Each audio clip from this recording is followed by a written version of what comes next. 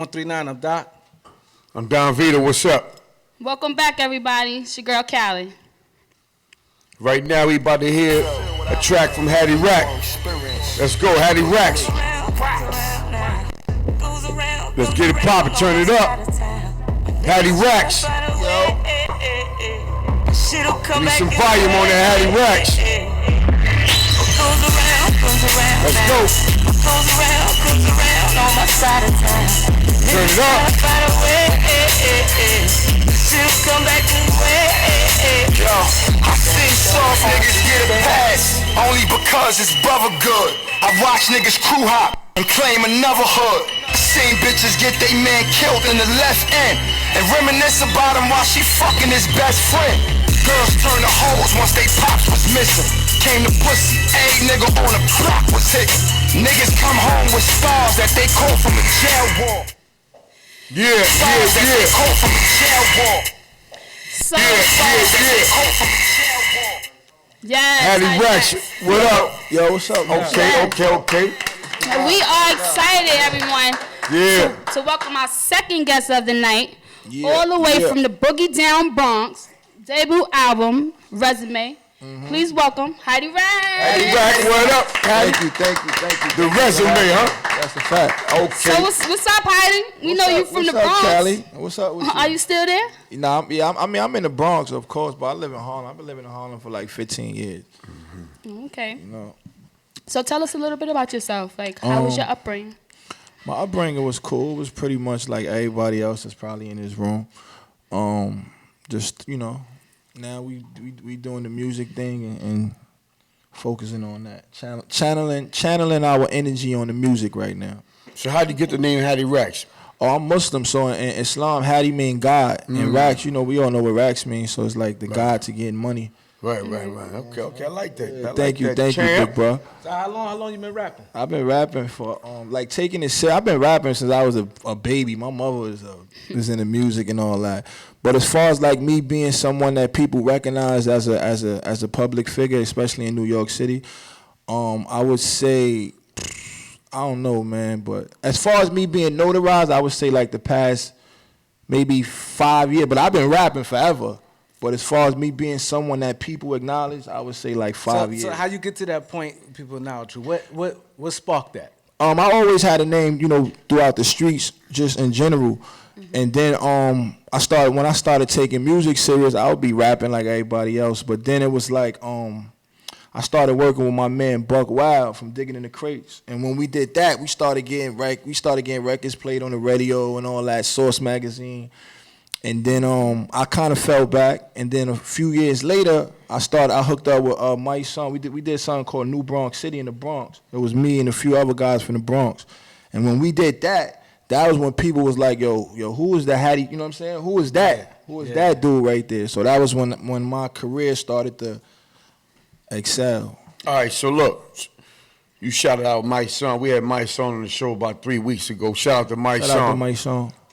Check it out though. So you know we like to do stories and we like to people get to know you, you know, because they already know your albums or whatever. They know you can flow. Right. You about to blow in a little while, but they don't know about Haddy Racks. We coming from the BX. We coming from BK. We come from Harlem. You know we all come from the streets though. That's a fact. I'm saying, so tell people how when you grew up and. Have you been in any trouble? How you went to school? I mean, how you grew up, man? They want to know about you. I grew up in the streets, and my family was like some of the first New York niggas to ever be out in Baltimore. You know what I'm saying? So when I was a kid, I was already influenced by. I used to see my uncles. I got pictures when I was a kid with a $50,000 on me, butt naked, 3 years old, mad money on me. You know what I'm saying? Driving out of town. Getting in trouble, my mom beefing with my uncles and them from bringing us out there. Like, I'm really from that situation, you know what I'm saying? Like, and then, you know, once I started to do my own thing, of course, you know, naturally we going, you know, certain things are going to take place, but at the end of the day, that's irrelevant now. There you go. That's what I'm talking. We like to get that story, that real story, man. Yeah, like black people, you know, we all came up a little rough, you know what I'm saying? You know, and we figured it out. Yeah, that's a fact. You know what I'm saying? No matter the turmoil, we figured it out, and this is what we doing now. That's a fact. And we like to get that story out, man. That's what it's all about, though, you know? I still got people who come at me to do documentaries on my family, but it's not something that we would ever do because we not into that. Like that's like a way of incriminating yourself. You know what I'm saying? But like if you do your research, like we from the Bronx, like my family is called The Family. You know what I'm saying? We from University 176th Street. You know what I'm saying? And then from there, we went out. We went to Baltimore, Virginia, North Carolina, D.C., all them states, and it's out. They know what's up. You know what I'm saying? Okay, there you go. So when you was growing up, did you have any mentors, and who would you say had the most biggest impact on your life? As a figure or someone that I knew personally? In both aspects. I would say my Uncle Rico had the biggest effect on my life because when we was kids, he was coming through in drops and you know what I'm saying, all the latest trendy stuff and just get money and that's what kind of like when you grow up the way we grew up, like we don't ever plan on growing. It's like it's planted in us, like you know what I'm saying. Like we kids and we growing up and we don't understand what's going on. We just see the end results of it. Right. So as we get older, we try to emulate it and then we go out and we start doing our own thing and then before you know it, we realize what the fuck we just got ourselves into.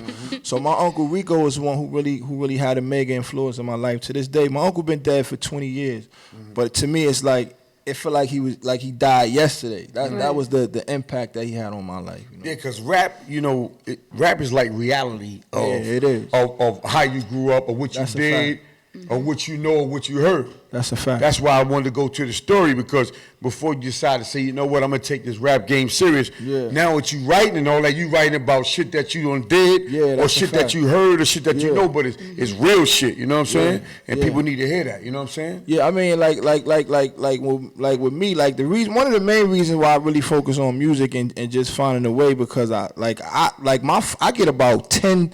No lie, I get at least 8 to 10 jail calls every day from different people. So you know what I'm saying, like most of my peoples is really in jail or they just whatever. So it's like we could work jobs and we could do things and stuff like that. But it's like when you got a gift and when you see when people outside of your immediate circle start to recognize it as something that you need to take serious. So that's why I take music so serious. Once I started seeing people who I don't know, showing me the same love that people who I do know, or maybe even in some cases more love than the people who I do know. Absolutely. It's always like that. It's always like that. So that's why that's why I go hard. Like, you know what I'm saying? So this your first album you came out with? Nah, I put out 3. This is my I put out Resume. 2 years ago. Me, Buddha the Future, Dave East. Then after that, I put out New York Gritty. But before that, I put out a mixtape with my man K Slay. You know what I'm saying? I put out a mixtape with Slay. And after that, I put out Resume. That was the album. And then we put out New York Gritty. You looking to stay independent or you looking for a deal? I mean, to be honest with you, at this point right now, like I had took a break from music for about maybe a year and a half, 2 years. Like I'm just right now getting back into the groove of it. And when I stopped doing music, I kind of stopped at a bad time because a year and a half ago, I had meetings with Rock Nation. I sat down with Rock Nation. I sat down with Maybach Music. I sat down with Republic Records. But then I had went through some other shit in my life, and it kind of threw me off. It was some legal situation I was dealing with. So I really wasn't focused on music the way I was. I ran through $100,000. You know what I'm saying? So my mind wasn't really on music. To me, it was like, man, I don't want to be no rapper right now, man. I want to get the fuck away from y'all niggas right now. But, once I got through all of that, it was like a wake-up call. Like, yo, bro, that's, you don't ever stop doing what's working for you. Yeah. You know what I'm saying? Because once you stop, it's kind of like you got to start all over. You know what I'm saying? So you like the independent route right now? I like the independent route, of course, but at the end of the day, I think every artist should want to get some type of major backing because it takes you to places where you can't necessarily go on an indie level. Like I get checks from my music. I get checks. Like I can go right now into my account and pull out $4,000-$5,000 from my music. You know what I'm saying? Like I got 2 albums on. I get streams and all that. So it's like, but at the end of the day, that's nothing compared to with a you know what I'm saying? Like engine behind with an engine. And a lot of times what we do wrong as independent artists, we we take our bread. Like I didn't took my money and went in the club and woke up the next morning like, what the fuck I just did last night? And this is where we go wrong at. Like when we make money, that's not money for us to spend. That's money for us to reinvest until we reach a certain level. It put back into you know what I'm saying? Yeah. So now it's like with the independent, with the majors, they gonna do that for you. Everything for You know what I'm saying? Yeah. So you're not gonna just make focus on those your mistakes. craft. Yeah. Only thing you gotta do is make sure you negotiate the right situation for yourself with the majors. So Racketeering is like the mixtape you did with K Slay, huh? Yeah, that was racketeering. Yeah. Let's talk about that. Racketeering. To be honest with you, it was no real definition behind racketeering. My name is Haddy Rack, so I just was like, it just sound dope, to be honest with you. Right. So we just put a compilation of a few records together, 10 records, and we just said, let's call it racketeering. Hope you have a caller. Caller, Yeah. you here with Haddy Racks? Yeah, how you doing? How you doing, Corley? Yes, I'm on the line. Listen, I'm following the interview, but I can't really get to know you personally because you're not telling me about your CD, when you came out, I mean, what crew you was down with. You listed Mason, but I just want to know as a rapper, like, who are you? You know what I mean? Oh, man, I'm Haddy Racks, man. You could follow me. I know you Haddy Racks, All right, what I'm saying is, Go ahead, big bro. I just want to know who you as a rapper. I mean, you did a collab with Mason.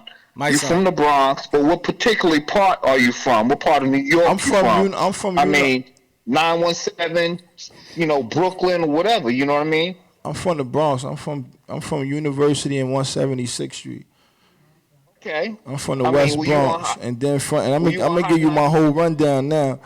And then from 176th Street, we moved over to Castle Hill, the other side of the Bronx.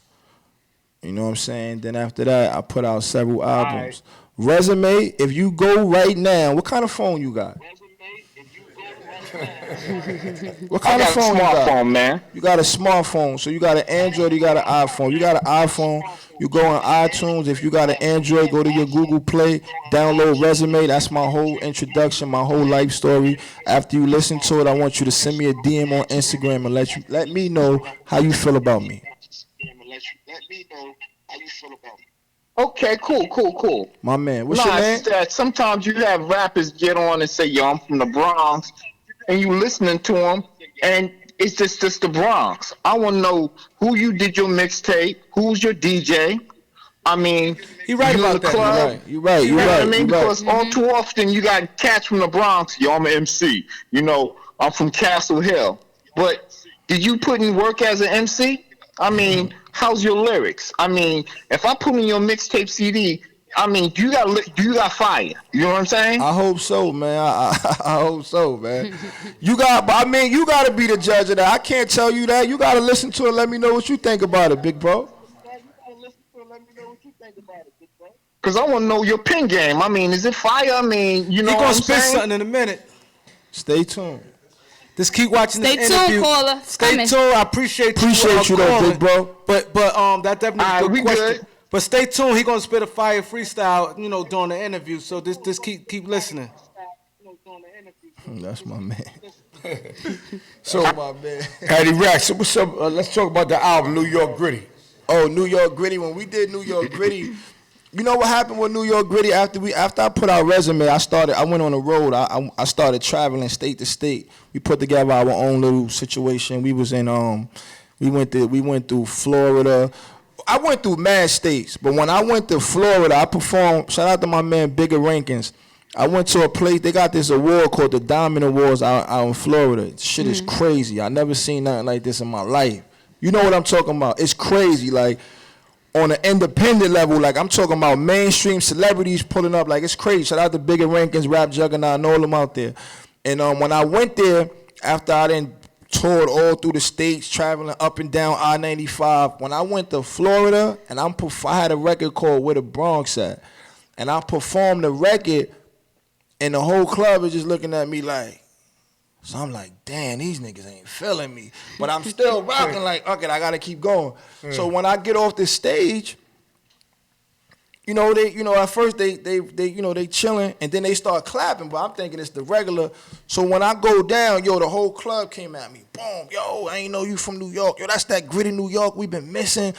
So when I seen how the people outside of New York appreciated and valued that sound of music, I said, yo, I'm gonna title my next project New York Gritty.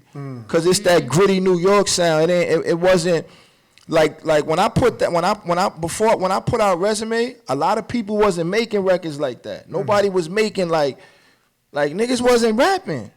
Everybody was doing like everything was all pretty and it was melodic and it was singy and it was and I'm a fan of all of that music. Don't get it twisted, but it just wasn't to me. It didn't represent New York. You know what I'm saying? So I said I'm gonna go left. I'm gonna put out something that the people from New York is gonna appreciate, and when they hear it, they gonna love it. And then when I did it, they did. But come to find out, the people out of town liked it. You know what I'm saying? So I said my next joint gonna be called New York Gritty. We gonna call it New York Gritty.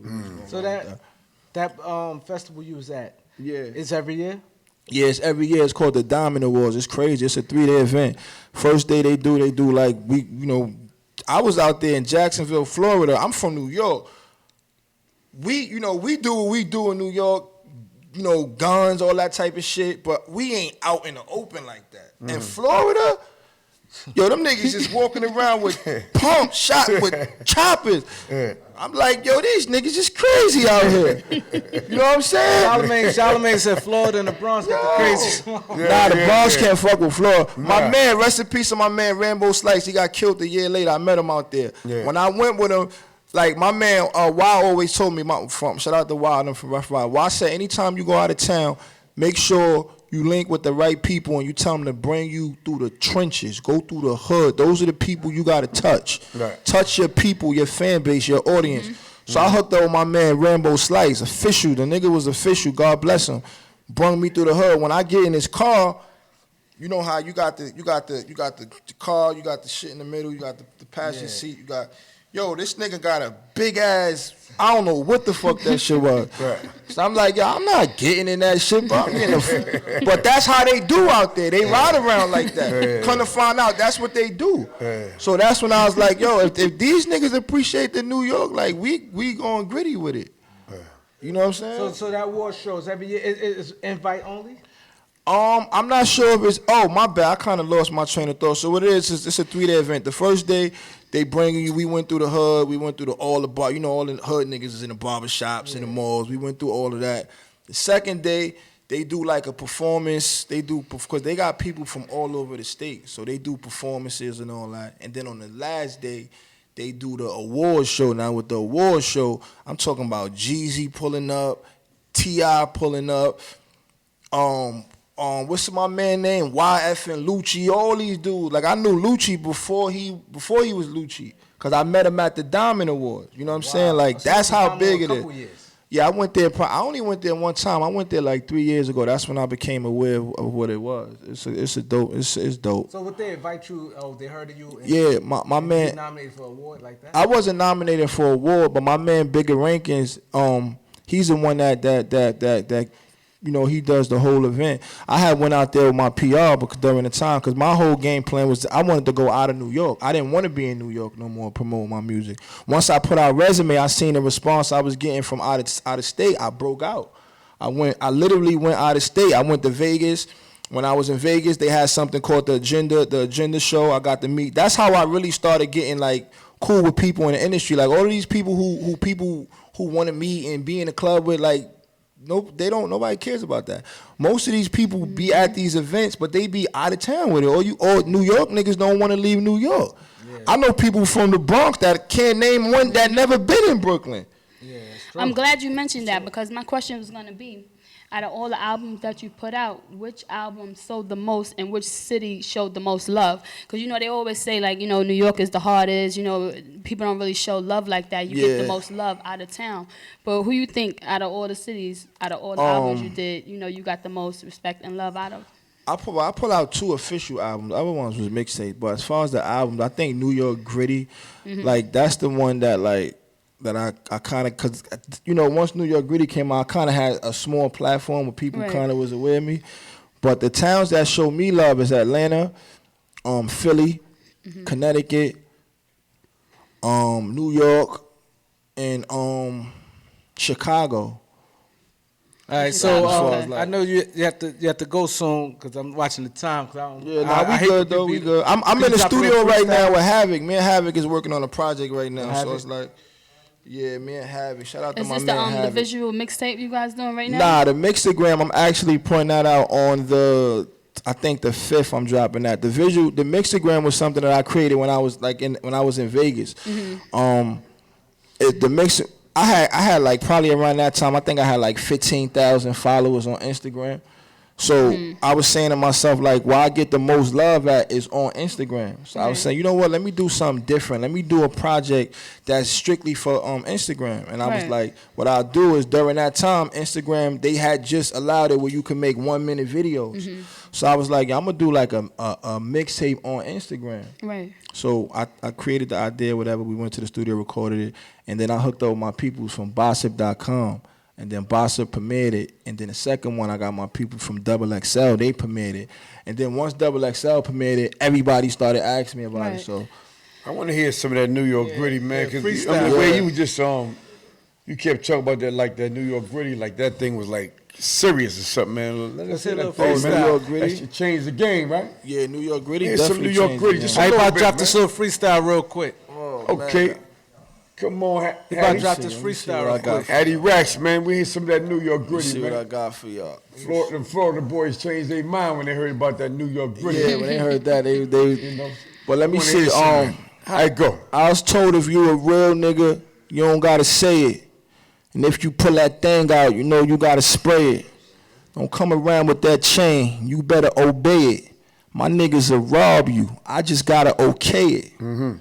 Look, I'm a big deal, kid, and I don't really care for words. Cause even fake niggas be saying real shit. You never was official. And I was told that if I see a nigga act like a bitch, then he a bitch too. The streets is washed up, everybody rebelling. It's either a nigga selfish or a nigga is telling. I know niggas who sold dope and had to leak just selling. Over water, I seen him catch one in his melon. A robbery homicide left him dead on the scene. Blood stained his bull mains and left red on his jeans. If I ain't working on a plan to get bread with my team, then I'm in the 650 getting head in the beam. Phillies throw it up. You gotta watch them people you trust, cause it'll be them same niggas with intentions on setting you up. And plus, they got hidden identities. That's why I mean mug my friends and show love to my enemies. I watch the niggas I roll with the most, cause I had a J like Styles and Sheik. Niggas always acting tough when they 1,000 deep, but I'd rather 100 wolves than 1,000 sheep. And I only trust my money and my moms, cause the most disloyal niggas be the ones who tatted on they arm. I get my advice from the Quran. You play with me and my niggas, we like Bin Laden and Saddam. I run up on your block where you pump at. Wherever I find you is where you getting slumped at. And if I come strapped, them niggas gonna turn their back on you like the hood did Kanye when he wore that Trump hat. But man, these niggas is fatal. See, they don't value being loyal. That's why they so cool with betrayal. Promise, these niggas a bunch of actors. These niggas confused. They don't know if we hustlers or rappers. New York niggas saying they trappers. And niggas who never shot a gun on the gram talking like they clappers. I stay away from niggas trying to click up. Cause I already know at any moment these niggas could switch up. But still niggas acting like they bishop. That's why when they call my phone, I don't even pick up. I send a DM to your girlfriend, I hit your bitch up. You talking marriage and making kids, I'm just trying to get my dicks up. I'm still packing the Mac in the back of the act of the lack. If I slack with the rap, then it's back to the trap. I'm immaculate scrap. I shoot and make you crash up your lack. Hit up your driver's side door, then where the passengers at. I only fuck with bad bitches when they asses is fat. I fuck them till they out of breath. They catch an asthma attack. It's racks. Let's talk minority. Why they treat us minorities. Why they want us in poverty. Let me tell you what bothers me. Crooked men disguised as cops. We celebrate them free and meek. Then they went and locked up the Cosby pops. I was like, how the fuck that pumpkin pie could remember shit from 20 years if she was drunk and high? It's rest in peace bogus till I die. R.I.P. the FBI. I wish I could send some Henny to the sky. Okay. Heard that? All right, there, Chad. Salute. That's fire right there. Thank you. That social media link right there. Haddy Racks, follow me on all social networks. Haddy Racks, you heard it. HADDYRACKS. Go download New York Gritty. Go download Resume. Go download Racketeering. Follow me. Subscribe to the YouTube. Repost. Share it. Follow the beat 139. Salute. Check this out before you go, Haddy, right? I gotta say this, right? Like out of the top 10 MCs we had here, you made that top 10, man. The dudes that spit up in here, you know what I'm saying? Thank you. Top 5 on that one, right? Crazy. Clap it up. I gotta give you that. Thank you. Acapella right That was fast. mean right there, Chad. It had meaning behind it. You know what I'm saying? Content. It was, you know what I'm saying? It was a story. You know what I mean? Haddy Racks, BX. Thank you. Salute. Let me podcast. Tell them to show you on live on the beat 139. They know There it is. They know the vibe. Support him, y'all. Definitely support him, man. Like and share, subscribe to my man Haddy Racks. Movement. BX. Mixagram. Make sure you